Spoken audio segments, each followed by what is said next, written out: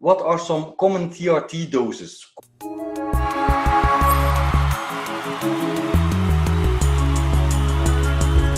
So we have two schools of thought here, or essentially this would be a two-part answer. The first answer is which ones are actually common out in the field, and then the second one would be which one should be common.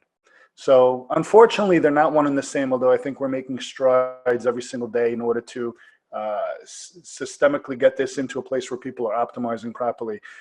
Unfortunately, the most common that you'll see is a 200 milligram single injection. And that will either be done by clinics that are quote unquote specializing in TRT, in which case they'll do 200 milligrams per week.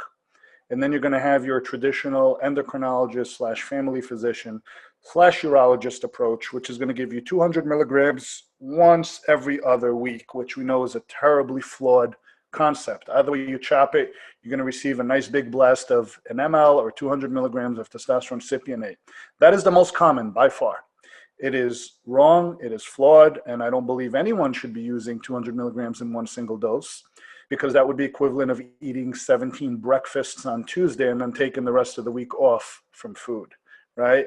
So even if you do need, and again, very few people actually need 200 milligrams a week in order to replace and even optimize their hormones. But even if you are one of those people that needs a higher dose, it should not be done under a single administration. The metabolites are going to be greatly increased as a result of that big blast.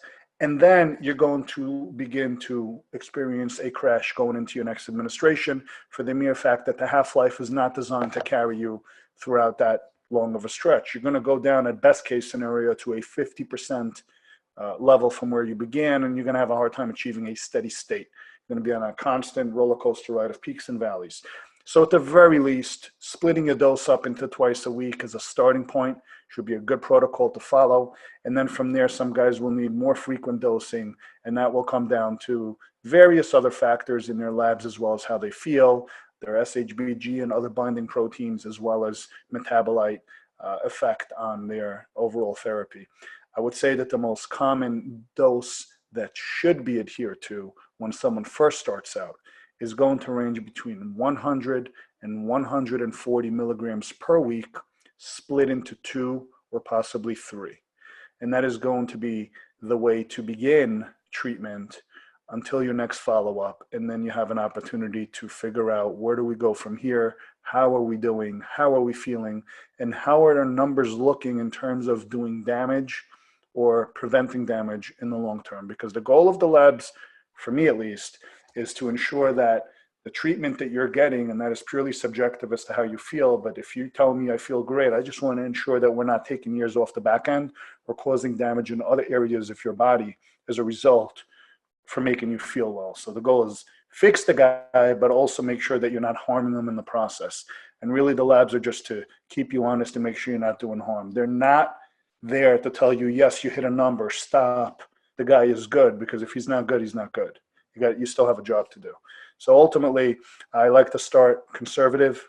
I like to give them a few weeks, ideally 6 to 8, and then have a conversation, take a little blood, figure out where they're at.